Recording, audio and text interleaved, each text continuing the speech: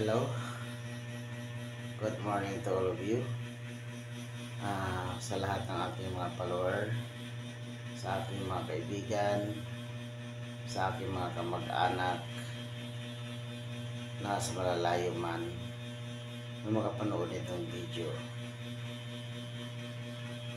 Hi sa inyong lahat at kumusta? Ngayon ay nandirito ako para magkwento sa inyo sa aking karanasan patungkol sa aking pagninegosyo. Ito ay isang bahagi ng aking buhay na nagbibigay sa akin ng maayos na karanasan at katunayan ito maiayos ko ang buhay namin, makakain ng tama at namuhay ng marangal sa pamagitan ng aming pagninegosyo. Ako isang maliit lamang na negosyante. Nagsimula ko pumasok sa negosyo doon sa Manila.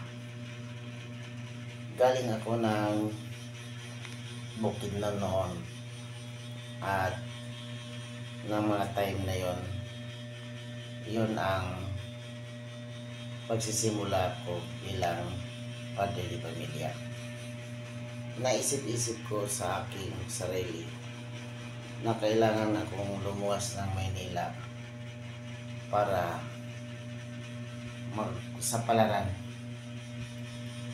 para pagdating ng panahon na lumaki na ang aking anak ay mapaaral ko siya ng mabuti at bigyan ng edukasyon, sapagkat ito lang ang nakikita kong oportunidad na maibigay ko sa aking mga anak. Kaya hindi ako nag-alinlangan na pumunta ng Maynila, naghanap ng trabaho. Pero dahil siguro sa kakulangan ng aking kaalaman, dahil undergraduate lang ako ng high school, wala akong makuhang magandang trabaho. Mag 5 months ako nagtambay lamang, naghanap ng mga trabaho na hindi siya sustainable, extra lamang, at hanggang dumating ang punto na nakaisip ako na magnenegosyo na lamang. At doon nagsimula ang aking mundo sa pagnenegosyo. Ang una kong ginawa ay pumunta ko ng isang palengke sa Maynila. Doon nalalaman ko na doon pala ang pinakabagsakan ng mga isda galing probinsya. Kaya naisip ko na ito na yung gawin ko. Mag-fish vendor ako. At hindi ito basta-basta na trabaho, sapagkat binibenta namin ito ng house to house sa mga bahay, at kailangan madaling araw pumunta ng palengke para pagdating ng liwanag ng umaga ay nandiyan na kami sa area. Pinagtiyagaan ko yun na gagawin sa loob ng maraming taon, habang ang aking asawa ay nagtatrabaho sa pabrika. Dahil yung mga time na yon ay kinuha ko na rin siya at nagsama kami doon sa Manila.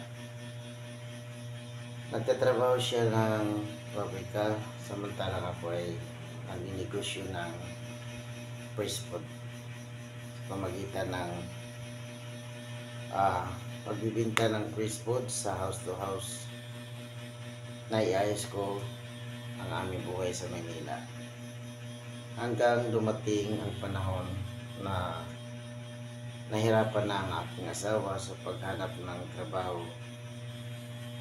Pumasok na rin kami ng negosyo na sari-sari store. Tinuloy ko pa rin yung aking pagtitinda ng mga fresh foods, at ito ay lumago siya hanggang nakakuha ko ng customer sa mga subdivision.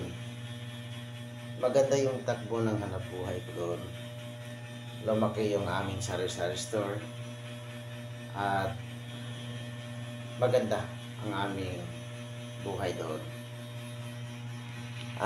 Nakabili ako ng bahay, sasakyan na ginagamit ko pag-deliver sa mga fresh food, mga seafoods. Halos kumpleto na yun. Mayroon akong karne, may manok, may hotdog. Kinarga ko sa aking sasakyan at yun ang binibinta ko. Ang naging customer ko ay mga mayaman. Mga mayaman. 6 na subdivision ang aking sinusuplayan. Kaya natutuwa ako at sabi ko, successful ang aking pagsusumikap at hindi ako nabigo. Hanggang isang araw, nagtapos ng high school ang aking panganay na anak. At doon bumagsak ang aking mundo doon. Dahil hindi ko inasahan ang aking panganay noon ay nagka-problema na. Nagdesisyon siya na hindi na siya mag-aral ng college at mag-asawa na daw siya. Doon na-discourage at nawalan ako ng gana sa buhay. Hanggang napabayaan ko ang aking hanap buhay dahil nung mga time na yon ay isa lamang ang aking anak. Hindi pa naipanganak ang aking bunso. So, napabayaan ko ang aking hanap buhay hanggang bumagsak ito.